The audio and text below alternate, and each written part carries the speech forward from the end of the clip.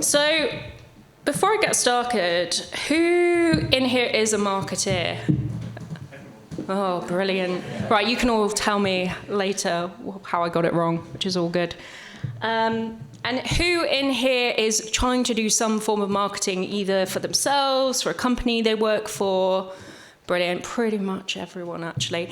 And who thinks marketing kind of really bloody sucks right now and is a hard-ass slog? Yeah, quite a few hands. So you're not alone. I feel that way as well. So, sorry. I'm a walker and talker. So we're going to be talking about, AI does make marketing suck right now. And kind of this talk really covers three frontiers. We're going to start off with kind of structurally some of the things that are happening and the changes that AI is, I'm not going to say causing, because I think that's an interesting thing to unpick, but potentially accelerating, so some problems that we had before. I'm just going to say, can everyone hear me if I just shout really loud? Cool, I think that's better. Ben, are you cool? Oh, you need it for the recording? Yeah, okay, cool. Or I can just be less loud, but I'm not very good at controlling that. We're also going to be talking about kind of AI as a marketing channel, because there's a really interesting shift happening there. There's a new channel opening up to us. And finally, we're going to be talking about tooling. And this isn't going to be, hey, you can use AI to write your marketing copy, because you can, and that's a really freaking boring use case of it. So we're going to be talking, you're going to be the first people to get a bit of a sneak preview of something we're building at Open Velocity, which we're very excited about. So let's start off with structurally what the hell is going on. So any marketers in the room have probably seen this graph before. Sorry, it's a bit pixelated. It's from a 2012 article by Andrew Chen, who is a big kind of marketing industry commentator out of Silicon Valley. And he basically describes something as, excuse my French, the law of shitty click-through rates. So every channel and tactic that is available to us as marketers reduces in performance over time. And some things on here, online ads or display ads. If everyone can remember in 1997 when display ads suddenly came on your browser when you were kind of going on the internet, and they were like, click me, click here. At the time they were launched, they had a 78% click-through rate. Fast forward to now, if anyone has done any display advertising recently, you're kind of lucky if you get a 0.01% click-through rate. Law of shitty click-through rates. People become immune to marketing tactics over time. I think the most recent channel, and channels kind of go through this arc, there's a channel, I would say TikTok's probably one that's on this kind of up at the moment. There's a lot of audience availability on there. Everyone's kind of piled on there from a user perspective. They've generally kept ad costs pretty low at the moment. They'll ratchet that up just like Facebook did to us about 5-6 years ago, don't you worry. But pretty much we can take it for granted that over time, efficacy decays. I think no one would challenge that probably. Now, when you are faced with the law of shitty click-through rates, the instinct is to do more channels. So, okay, people would have seen this on Facebook. Like I said, Facebook, we're getting less organic reach. We will pay for organic reach, and we will do more content, and we will do more stuff. Our SEO is harder to get, users onto our site. We will do more blog posts. We will just do more activity. Now, that kind of did make sense in the old world up until AI, because you kind of are in a situation where social media in particular made the cost of distributing marketing virtually nil, as in you could organically reach audiences and not pay any money to do that, but the cost of producing good content and good marketing material was quite high. We are now in a situation with AI where the cost of production of marketing materials, whether that is design assets, content, blogs, whatever, creative for meta ads, that has fallen to virtually nil. So it no longer makes sense to do more. You're not going to be able to kind of dig yourself out the problem by doing more marketing. Because the real issue here is that marketing isn't math. People think, and I work with a lot of tech founders, and they often have this kind of view of marketing of, I do this thing, I will get this linear output. So I put money in here, I get users, I get conversions at the end. And there are some channels like paid media, Google, PPC, that type of stuff, where that kind of is a relationship you can get. But the problem is it has its limits. Marketing is more about probability than physics. What you are effectively doing is you are increasing the probability someone will buy from you. That is all you are doing through marketing. There are no guarantees they will buy from you. And the real challenge is there is a ceiling to marketing efficacy. And you see this a lot if you work in the kind of paid media space. Basically, there is a limit to human attention, and there is a limit to how much an individual can consume and be in market at any given time. So you generally find this is kind of purchase impact, sorry, it's a bit not very high contrast because it's so sunny today, number of times exposed. So generally at the start, you get exposure to an audience, you influence purchase impact. But as you can see here, over time, there is a limit. You cannot get more impact through more exposure, and it's kind of an efficiency curve. And you don't just see this in paid media, you see this across all forms of advertising. And in fact, actually, there are some studies, and you've probably experienced this yourself heuristically, that you get into the realms of being really annoyed by an advertiser because they're overexposing to you, and you're thinking, oh my God, I've seen this ad like 20 million times. No, I am not going to purchase from you, MailChimp. It's always MailChimp for me for some reason. So there is a structural ceiling, not just because of AI, but in literal kind of human behavior, human attention, and human purchase capacity that you are not going to be able to overcome through doing more. And so basically everyone now is in a situation where we all have access to the same tooling that can help us do more.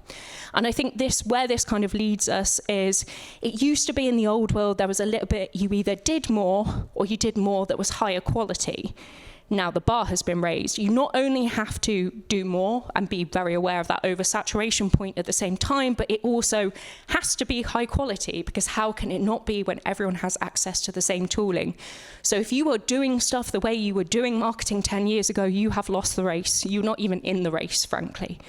So that is the kind of game we are playing now. You have to be better, you have to be faster, you have to be more efficient, and you do have to do volume, but you have to do the right kind of volume, and we'll come on to what that looks like. Another thing as well is, I think, AI and also just generally the cost of entry for doing good marketing and reaching audiences, because actually the constraint as well is a little bit how much you can pay to get that exposure to audiences. Anyone who does any type of paid media advertising has probably noticed costs have gone up over the last, literally, well, they've been going up year on year. They've never gone down in my experience, but I have a client who in the last year, their ad costs to reach their audience have gone up 80%. 80%, that's crazy. And for a small to medium business to absorb that is a huge problem. So I think we are going to structurally end up with markets where you're going to have two things. There are two positions to take. Either you are the obvious choice, you are large and known, you have the ad budget, you can pay for the exposure. We'll come on to, you can also influence the AI tools to recommend you as the obvious choice. You will then have the only choice position, and that is you are niche and differentiated, you are well understood to a small group of consumers or customers, and basically you don't have as much surface area to cover. You're not trying to compete with the obvious choice. And then you have the graveyard in the middle, where you're not big enough, you don't have enough budget to compete with the obvious choice, but you're not small enough and niche enough and playing with a small enough surface area that you can be very efficient with your marketing effort to be the only choice. Does that make sense at all? I'm seeing some nods, good. So I think this is a structural change. For a long time, you could take any of the positions on this curve, but now actually that middle is a really tricky place to be, especially if you are generic and undifferentiated, because you cannot volume your way out the problem and you don't have the budget to spend your way out the problem. And so this is where AI kind of comes into changing how consumers purchase. And I use consumers to mean that could be in a customer in a B2B context or a B2C context. Whatever type of business you are, I think this applies to you. So here is me trying to work out where to go on holiday. Any tips from the audience are very welcome. But normally I am influenced going on holiday by Instagram, friends, I might see stuff in The Guardian, I might just kind of ambiently read a magazine. But here, I went straight to ChatGPT and said, hey, here's all my parameters, and there were some quite nuanced parameters. You know, this isn't an SEO level Google prompt. This is quite involved. And actually it came up with some really good recommendations, and I'm probably going on holiday there. And the interesting thing here is it has cut to the chase. I've not interacted with any brand here. And actually, it's got to the point where it's told me which hotels to book, which airline I'm going on. It's recommended the flights. It's really shortcutted my journey. So, and sorry, again, this is a little bit low contrast, but basically in the old world, you as a brand would do stuff on various different channels to influence your buyers and your customers. So that's print and TV, you might do some search marketing, you might do app store marketing, you might do social media, and each kind of area you had full control over your message to that customer, the relationship with that customer. You might be able to collect some data on that customer, ideally first-party data, email, name, all of that stuff, so you could have a direct relationship with the buyer. And you could play in lots of different spaces and do lots of different things to influence them. We now live in a world where all of that is cut out. AI builds the shortlist before you even get the chance to show up in any of these channels. It interacts with the buyer on your behalf, and then they maybe visit your brand website. Now, caveats apply, because there should be some healthy skepticism about this. Not all purchases are going to follow this journey. There is still absolutely a role for print and TV and search and mobile and all of this stuff. And you know what? Probably unknowingly to me, actually stuff I've seen on those channels will have influenced which thing I actually purchase in the end anyway, so they still did have an influence. But if you're not on that shortlist, you're not going to get purchased. Great if you're on that shortlist and through other channels, I am already aware of you and I have built up it's called brand preference for you. So it's not just I'm aware of you as a brand, it's actually that I prefer you as a brand versus competitors. This is a whole new world. And like I said, doesn't apply to everything, but increasingly, I think a lot of purchase decisions will be outsourced to machine intermediaries. And that is something well worth thinking about. I think that will also increase over time. Obviously, there are certain cohorts today, so you could argue, and the data backs this up, but older people aren't necessarily on this lower journey yet. It's more younger people, but that will change. We've got the early adopters in there. They'll become the late adopters. We're actually at a very early stage of this technology. So that begs the question, so what do I do to be here? Because I need to be here because this stuff isn't necessarily going to work for me. And this is kind of the gap where most marketing budgets are fighting, and they're playing the old world game, which is I show up on a bunch of channels, people might go to my website, or if I'm a shop, they come to my retail area, they compare different options, they decide. Now I just ask AI and I shortlist, and you're either in it on it or you're not. And I think just to say this portion of the talk where I'm talking about, and it's called lots of different things in our industry at the moment, which is super freaking confusing, like GEO, AI, AEO, AI optimization. I'm talking about the same thing here. I'm talking about influencing LLMs and AI overviews to show you in the shortlist. I could spend probably 3 hours talking to you about how to do that in great detail. What I'm going to cover are some high-level concepts that I want you kind of to take away and think about and should be kind of actionable to everyone. So that's my kind of get-out-of-jail-free card, that I'm not able to tell you everything to do here, but it's a starting point. So the first thing I think to think about is you are everything a machine can find out about you. It is not just looking at your website, it is looking at your entire surface area from a digital perspective. And what's really interesting is lots of brands, individuals, this applies if you are an individual solopreneur or like you're an individual kind of influencer brand. Lots of people have lots of conflicting information about them across the surface area of the internet. So really interestingly, we're working with a travel client who have been going for about 20 years. And we did a big audit, and we worked with their kind of SEO agency, so I can't take all the credit, but a big audit of everywhere they appeared across the internet. And literally everything was contradicting each other, even in terms of one thing said they were 10 years old, the other thing said they were 20. One said they did they do tours, this type of tours. Another thing they said was it said they were doing a different type of tour. What the machines are looking for is consensus, right, across those different surface areas. And actually anything that basically makes you look like there isn't consensus or clarity is going to be an issue, because it's not going to reinforce the picture the machines are building of you online. So one of the starting points is just audit everything that's out there about you, and is it the same thing, and is it saying the message you want it to say to the audience you want to reach? That's totally a starting point anyone can do. Secondly, this is the whole, should we still be doing content in the age of AI thing?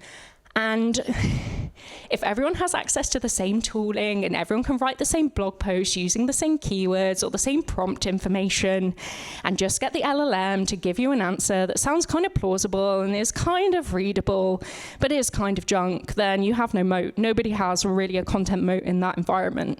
So you are competing with everything the internet has ever, or anyone who's written on the internet has ever said about your space. You need to have a net new position. What in particular, from a content perspective, these systems are looking for, because they're running out of training data, right? These models are very hungry for net new information. They're looking for net new, and net new doesn't necessarily mean new data, but it means new perspective, a new way of thinking about something, a new way of saying something.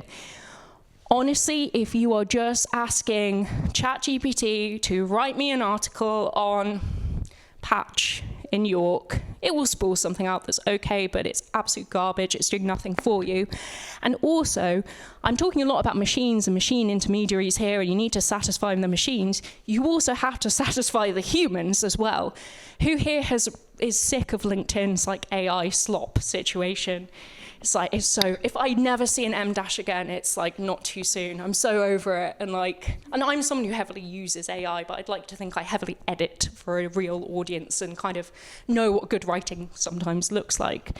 But again, there's a lot of research out there that suggests that whether you used AI or not, if someone perceives that content was AI written, they will disregard it and discount it. So again, you're not going to be satisfying the machines without net new or good writing. You're not going to be satisfying the users.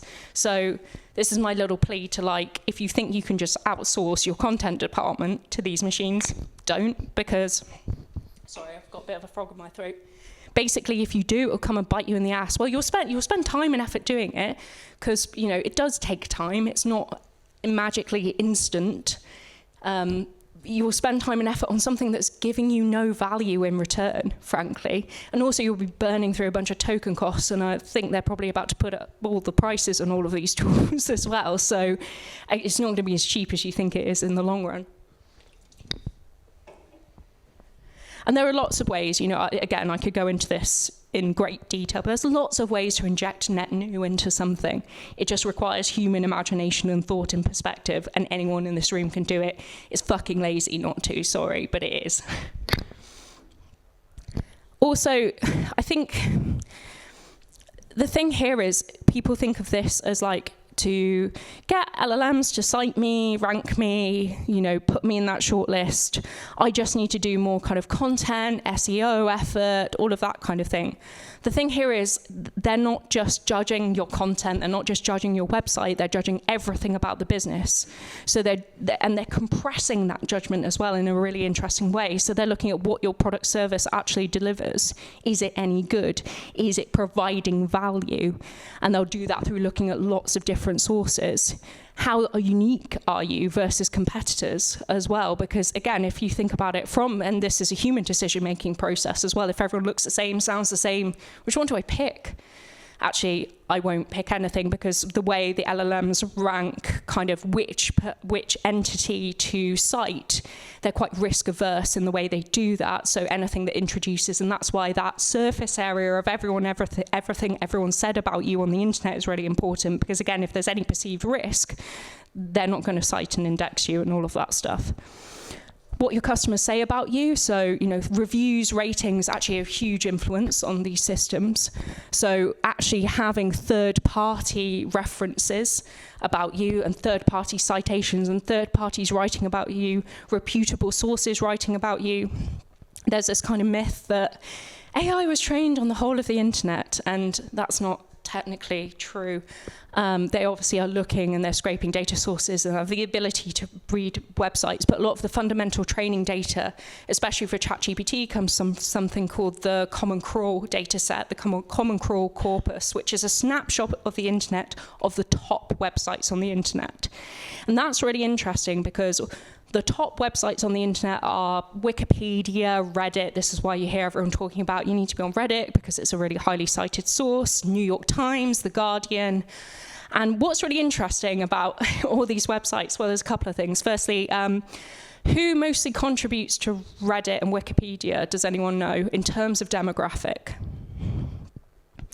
White men in the West.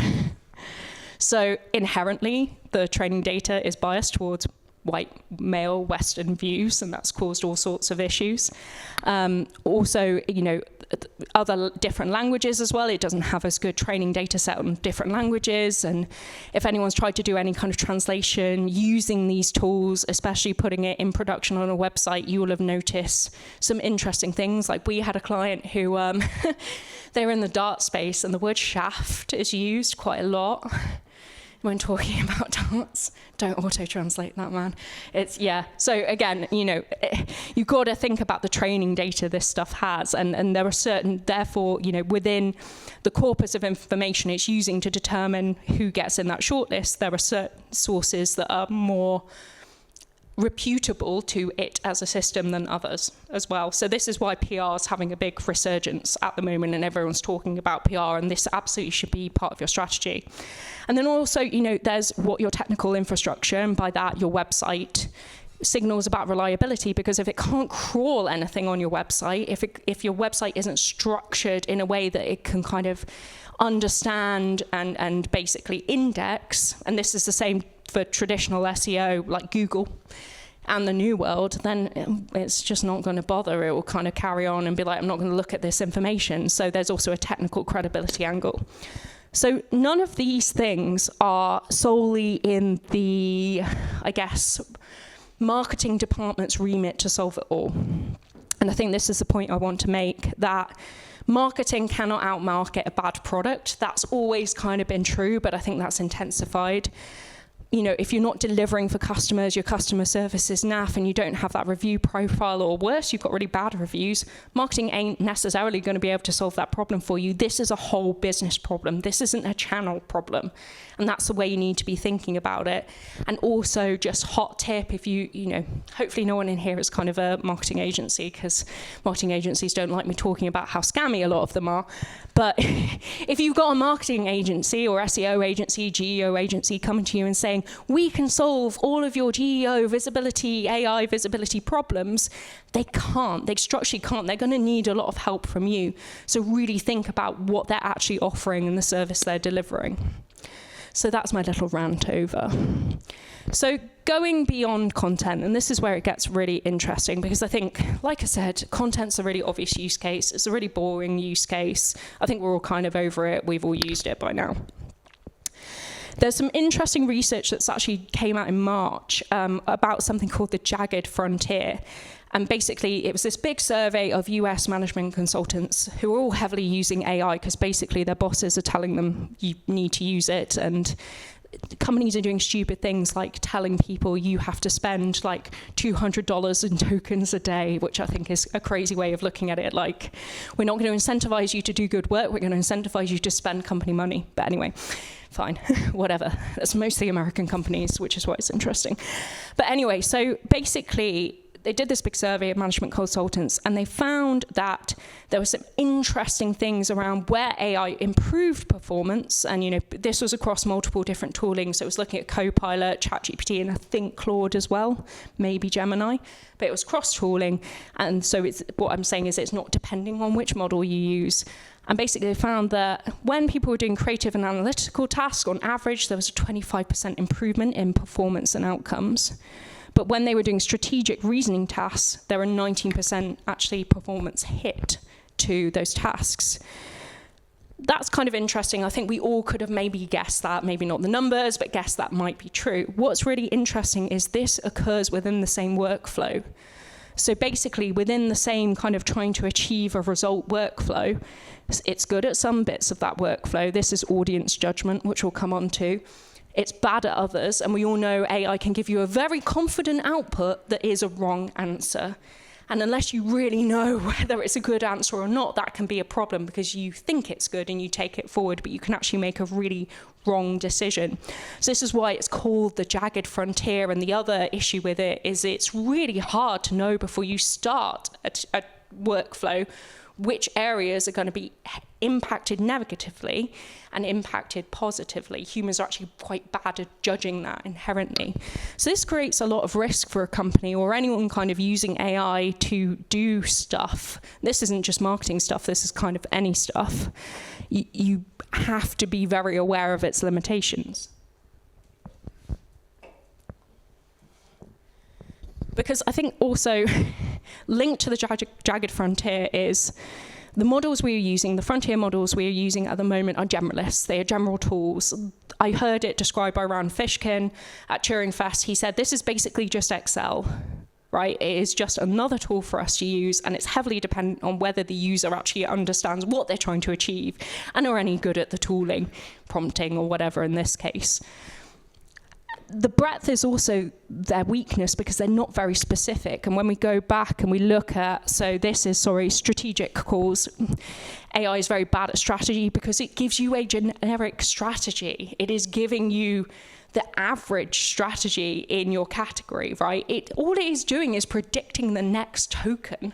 How can it give you a good strategy? So just using it for that purpose without any human nuance, any human input, and human judgment is really, really problematic. Just taking the answer verbatim and being like, okay, let's just run with this. That's going to cause you an issue on the jagged frontier. And also, the same model is coming up with your competitor's strategy. Yes, they might have some more data from a competitor, but especially in the marketing world, they'll be using the same performance data, the same keywords, all of that kind of stuff. So I think we have to think about these tools, like I said, as Excel. They're it's like having a hammer, right? Again, it's within the skill of the wielder to actually know which thing to hammer.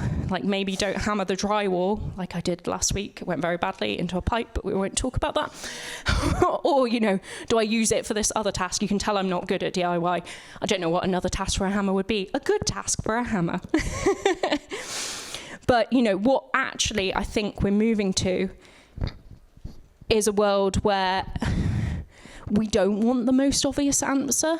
And I'm really obsessed. So this kind of moves on to the really cool and exciting stuff I want to talk to you about. I'm really obsessed with how do I understand other people? This is why I'm a marketeer, because I want to understand other people, what's in their heads. I want to be able to communicate with you effectively.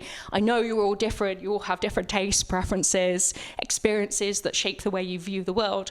And you're not me. What I like, you're not going to like. And I'm really obsessed with how do I get to what you like?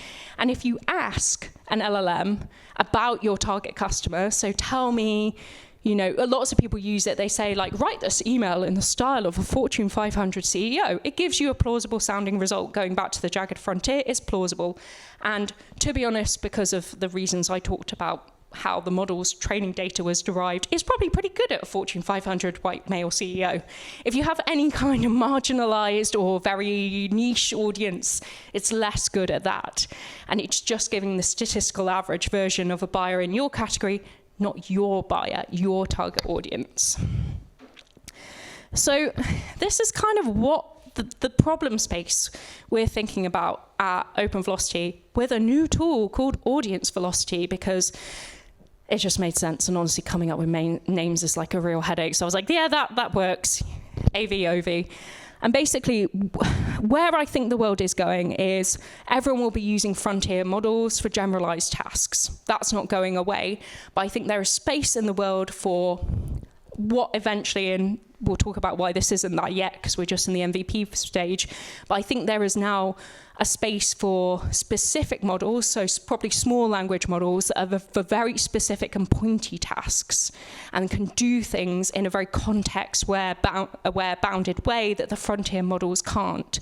And I know there's a lot of talk about oh my God, ChatGPT is just going to come and replicate your niche product. why would they do that? I mean, A, like they can't make money anyway. And B, like there's a hell of a lot of money to be made in the generalized space. What they're going to do, like replicate everyone's features inside the product. I'm not sure they're going to do that. I mean, the other argument is someone else will come and rip off your product using these tools. But, you know, not everyone's going to have the capability to build and host a small language model on their own infrastructure. So that's my kind of thought process. Happy to be challenged on that, actually. So what we're trying to do is build a system where people can co-create marketing messaging with their target audience. If you wanted to do that in real life, as in, you know, every bit of marketing I ever produce, I would love to put in front of my target audience or different segments of my target audience and say, hey, what do you think about this? Like, do I get you? Do I not? Like, does it speak to you? Does it not? You can do that through surveys, panels, traditional market research, basically. But anyone who's done that knows super expensive, quite slow to do. So what if you could create very context-aware, your context-aware synthetic audiences is the kind of, I don't like that terminology, it feels really icky and gross, so simulated audiences, let's call it, that are simulated from your customer data, your insight, your marketing strategy, your messaging, your positioning, and basically pre-test messaging into those simulated audiences. You could look at, you know, does my message perform across all of my segments? Does it perform across one? What happens if we just have brand level messaging that has to speak to multiple different audiences, which is pretty common? And that's my long way of saying we're building something really cool, I think, that basically is grounded in your buyers, not in the category, and is trained on your data.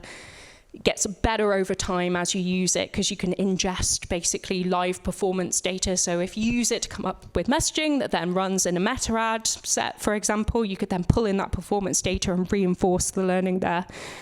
And yeah, we're at the stage where we kind of built an MVP. It kind of works. I didn't want to do a live demo today because I didn't want to show you something and you'll go, that's a bit crap.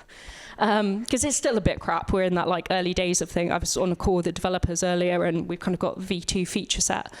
But yeah, that's what we're building. We're pretty excited about it. I'd love to talk to anyone about it, clearly, because I've stood up here and talked to you. But I think when it comes to the tooling, really think about what you're using it for.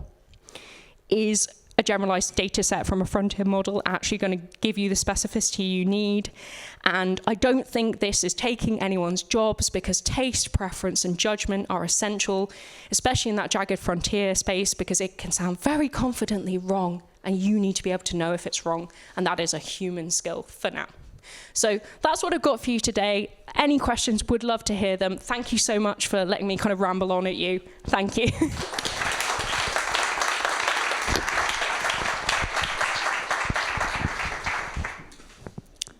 Thank you very much. That was very insightful and interesting. So, questions? Anyone got any questions for Bethan? Oh, yeah. Thank you. Thank you. Were you looking at, is this like a private preview for your customers, or are you going to try and make it the next big thing? Next big thing, maybe. Yeah. Yeah. Well, so we're at the stage, we've got an internal MVP. Sorry, I might need to use the mic for the recording. Sorry, I'll come and stand here. So we built an MVP that we're testing on our own use case, because we've got a lot of data and insight and that kind of stuff, and it means we don't have to build like an admin portal or any of that stuff at the moment for customer management. We're validating that, so the thesis is what we've built better than off-the-shelf Claude or off-the-shelf ChatGPT? We think it is, hopefully. Next stage will tell us. Then we'll move into private beta with our couple of clients who have better data sets, to be perfectly honest, because it's going to be a shit in, shit out problem. And then we'll move to basically, hey, come and use it and pay us money, please. Thank you. And you'll still be using large language or small language models in the back end, and probably one of the frontier models, you're just tweaking it and tuning it to be context sensitive to your problem. At the moment, yeah, there's kind of a RAG layer that sits in between. So basically you have your own documentation, and that can be any form of insight that can be vectorized, basically, and ingested by the system. You have a logic layer that's doing a lot of the RAG control, and basically, more recent information is better than older information and that type of thing. And that's the type of stuff that, like, you could, at the moment, you could do that in Claude, but it would take a hell of a lot of engineering and testing, and, like, I don't think normal marketing teams, not that there's ever a normal marketing team, but they can't be asked doing that. And then it is basically APIing into, at the moment, we're using Anthropic's models.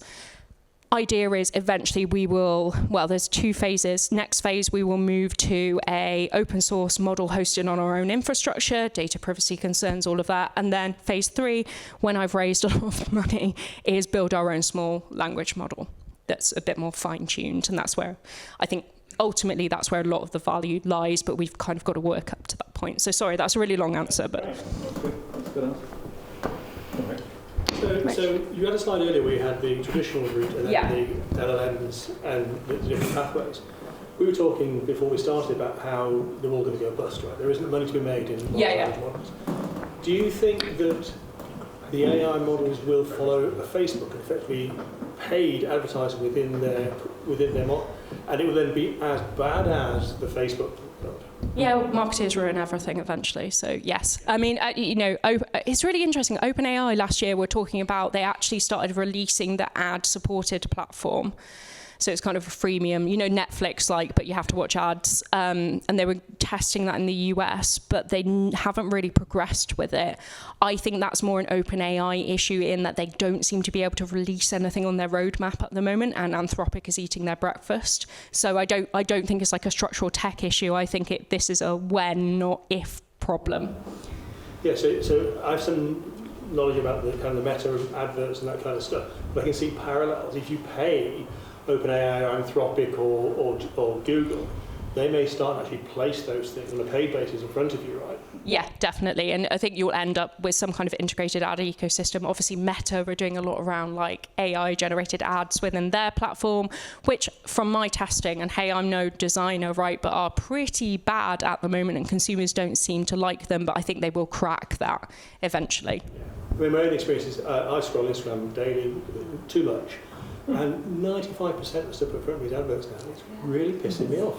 Yeah. Really pissing me off. It used to be influencers doing stuff that, but now it's just naked advertising. There's some really interesting stuff happening there in that social media use. Generally, a lot of the things I say are like general things, and there are some caveats applied, but generally across the world, social media use is declining. And that's partly because they're eating their own tail in that they're pissing off their users. Users don't want to be on the platform.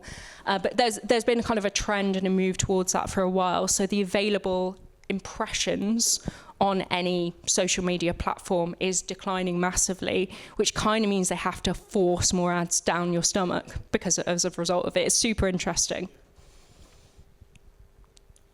Great talk, by the way, thank you. I'm really curious and trying to work out if you can find out through, so there's lots of diagnostic tools, right? So you can find out about how much your brand is showing up on these models. But will we get to a point, or is there any way now, of finding out what conversations your brand is appearing in? Because we haven't got keywords, but isn't this going to be so interesting understanding how people are talking to them and where, therefore, you can show up? Yeah. So there are some things that you can use already. So Profound is probably the best one I've used, US product.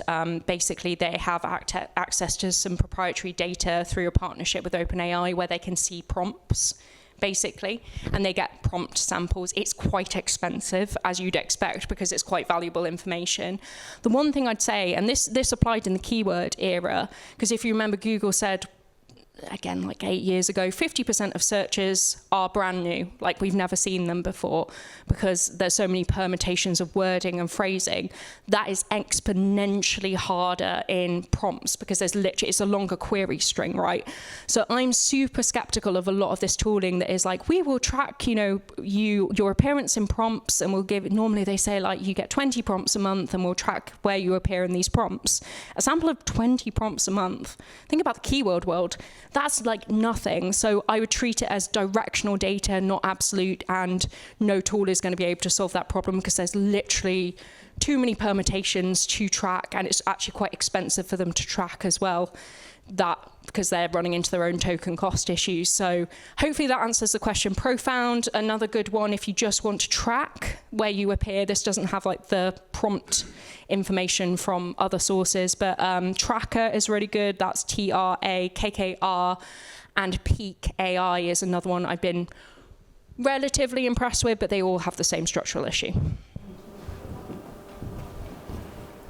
You had a graph at the beginning, sorry. Oh. I couldn't really read it. What was the ones that were going up? What were the ones that were doing? So this graph is from 2012.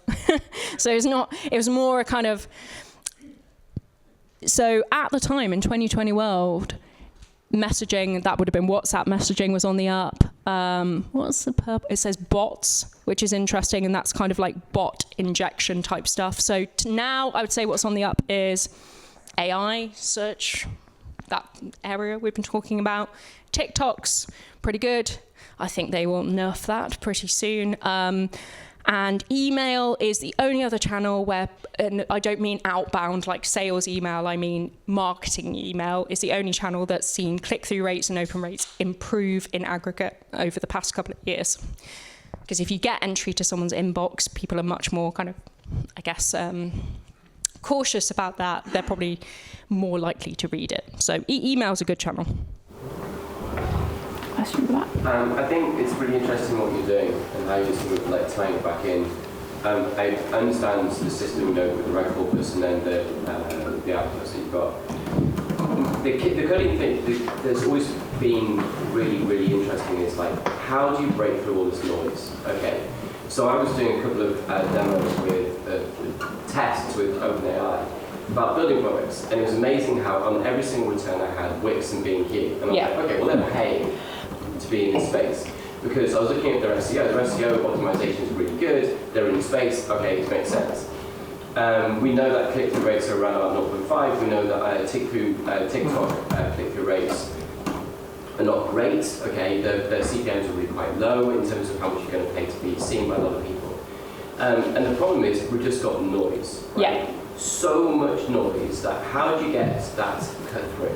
And especially when you've got so much content now being generated, literally generated by AI, to try and cut through the noise, you've just got this homogenized noise bullshit going on. Yeah. And so when you said to me that PR is probably your best tool right now, it's absolutely true. So for example, York Maze, very, very good. Every single year we're coming up with something which is incredibly novel, even if it means Farmer Tom getting in a giant pumpkin and rowing himself down the river here in front next to this building. Now he will get cut through. How can you come up with something to get cut through in this modern age? Yeah, I mean, it's a great, I think my answer would be two things: specificity, audience message match, but hey, that's the stuff I'm shilling to you, right? And also human ingenuity. Like Farmer Tom didn't, well, maybe he did go on ChatGPT and say, give me top 10 PR ideas in York. But that's where actually like having that imagination really comes in. And I think this is the whole value of creativity in our sector, value of outside the box thinking, and doing interesting things to capture attention that also like aren't channel specific as well. Like don't think in channels, think in behavior. Oh, I like that. Actually, that's really good, because that thing about Farmer Tom and a pumpkin going down the river is multi-channel. Yeah, it's exactly. not just like straight on SEO. So actually, what you're actually saying is specific, like to your audience specifically. It's like getting back to that really good creative idea, the one that's actually going to make as much noise as possible everywhere.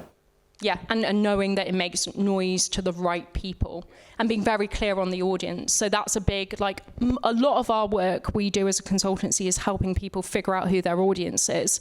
And that probably sounds to you like, why is someone paying for that? Like, surely they know, they have an idea, but A, it's not battle tested, and B, they can't articulate it in any way that can influence a marketing plan. So it's who's the audience, what's the right message for that audience, how do we do that creatively, and how do we do it in a way that's not just channel bound? And that was my slide about, like, this isn't a marketing problem, this is everyone's problem. And I think to the point in the middle, right, so when I was looking at those returns on ChatGPT for Wix and B&Q, that's the middle. Yeah, exactly. I'm not going to click it because it was just rubbish, banal and rubbish. Yeah. Yeah, but if you were looking for, like, so probably you're looking like, I need someone who stocks these products, and they'll be generic products. Yeah, they're going to win, SEO budget, known brand.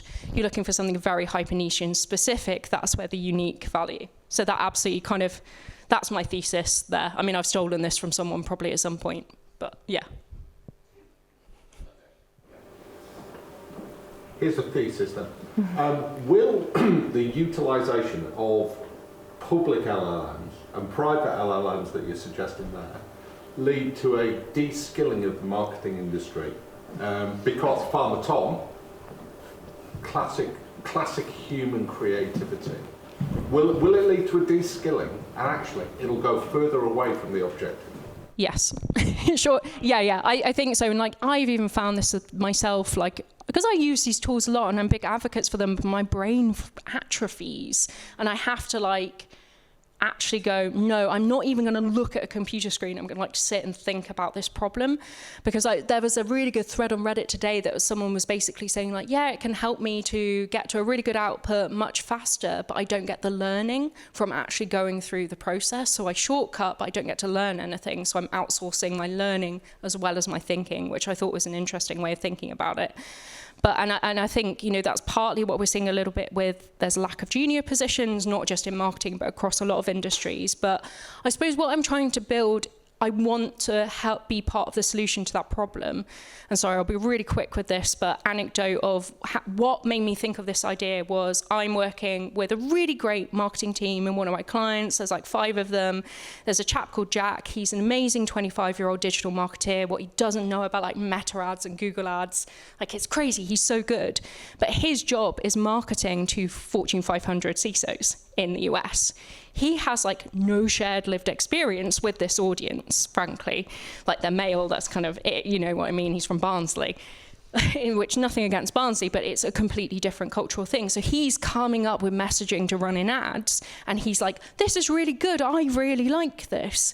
And just because, you know, I've got experience of that audience, you know, it's partly why I was brought in, I'm like, nah, they will not connect with that.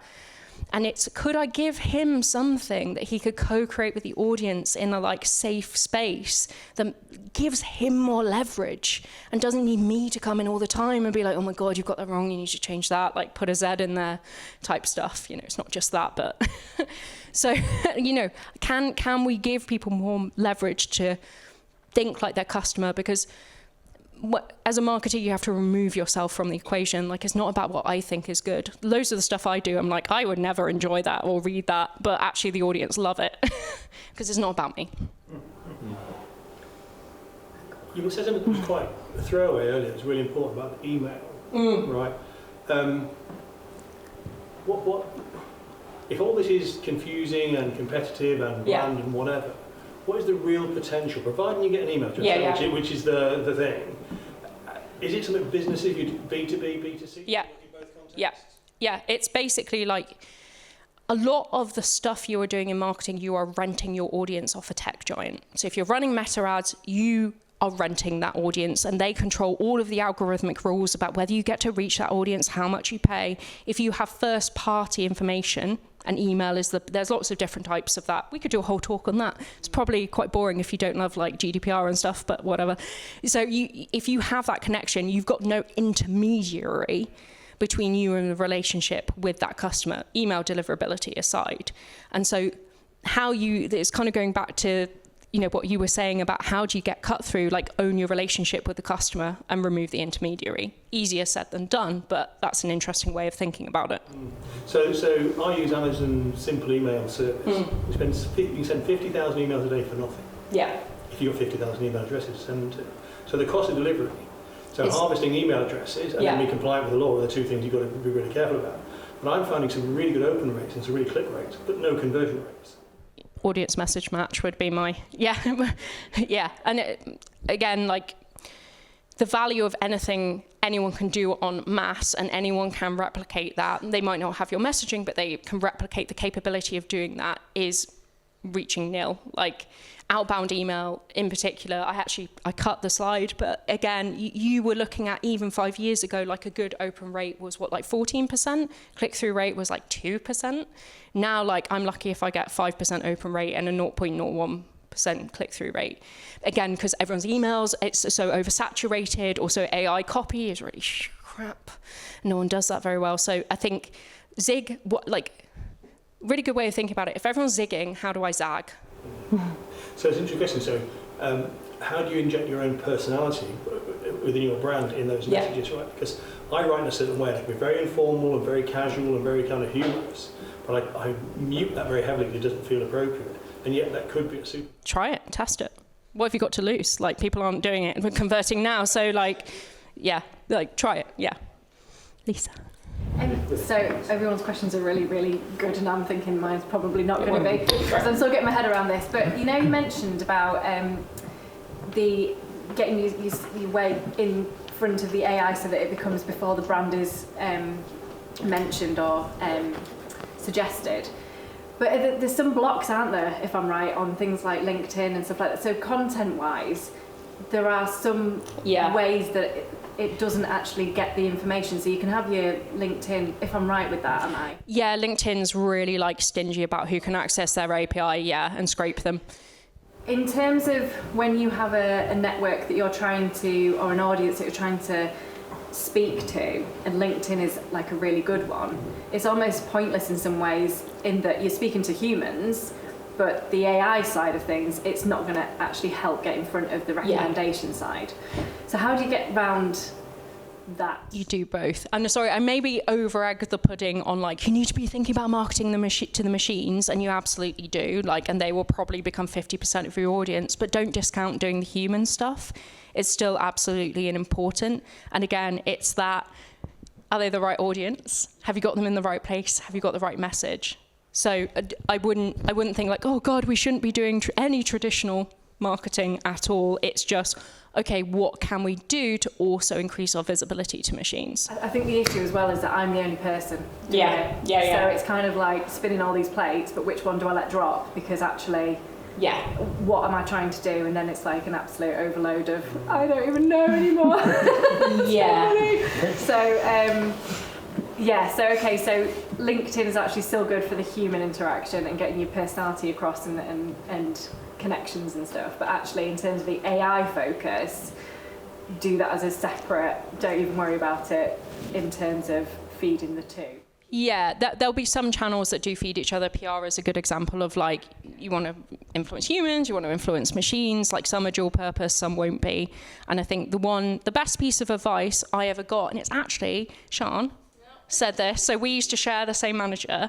She said most people try and do too much, and that's why they're not any good at anything. And I was like, no. But it is that it's better doing.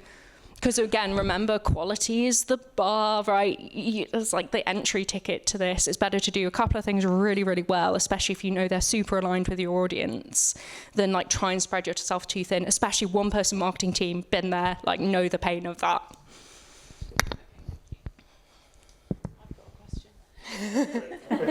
If you were advising a brand new business today on how to navigate all of this, what would you suggest they do from the outset? Because there's no real information about them out on the internet yet. So how can you start right at the beginning so that you know that you can move forward in a positive? Yeah, it starts with the audience, right? Because it comes back to my caveat around some audiences aren't using AI heavily, and if they're going after senior people in care homes, for example, actually AI isn't the right route.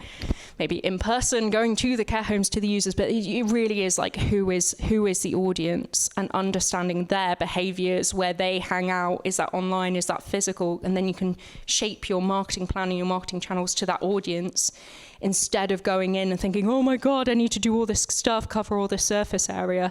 The surface area is about your audience. So that's always number one point. And try and be as specific as possible. So I appreciate what you're doing, which is for your clients and with the potential of a bigger picture. Is there a competition there of someone who's Hootsuite could add a plugin that knows what you're writing, you're using already? It says, oh, we can AI-ify what your content is for you, and we can learn. So is that they've got more money, obviously. They could build that quite easily. You've still got your niche markets and your customers. That's fine. Yeah. But where do you see that big picture? So part of the challenge is this insight aggregation issue of like lots of companies have lots of information on their customers, but it's held in multiple different places. So it's like in the CRM, like the marketing team did a research project 2 years ago. And actually there is value in the aggregation of that into one repository, which I don't think Hootsuite would necessarily be interested in that problem space. And also they would come up against the same issue of like if they're just hooking into Claude, which I think actually Hootsuite and the Buffer are doing it as well. Again, you run into the generic frontier model, doesn't know about you and your customers. Yes, you can set up a Claude project and dump 50 files in there, but it hasn't got all of the RAG stuff. It won't tell you how it derived a result. It will drift over time and pull stuff in that you don't want it to pull in. So I think this is a discrete enough problem space that I hope, right? Or they can buy me. And I'll integrate with them. But I think it's a discrete enough problem that all of the RAG and the logic layer is a lot more complex than I thought it would be to build. So I don't know if a general tool is going to have the appetite to do that. We have competitors, not to say like there are other people thinking about this, slightly different cuts of how they're thinking about the problem, but we're not the only people looking at this. I've got some thoughts on how we'll win, but yeah, they also might have a shot at it. Cool. Yeah, because I was just thinking, because you've got the banner of HubSpot over there, yeah, and they're doing things like this too, and Salesforce yeah, also integrating AI, so... Yeah, I mean, they want to ingest all of your CRM data and the data access they have already. That's only a snapshot of the picture. So, I mean, again, like, are they interested in building a small slice? I don't know. I don't have a very good answer for that, to be perfectly honest. It's probably hope at this stage that they won't do it. But, like, also they're not marketeers, and part of the thing we're building isn't just to ingest all of your customer insight and customer data, it also ingests your marketing strategy and commercial strategy. Because like if you're being really reductive, marketing is looking for the overlap between the customer and what you need commercially as a business, and you kind of need those two sides factored in. So yeah, that's not a great answer, but you've got to give it a go, right? Fantastic. I think that's cool. another round of applause for Bethan.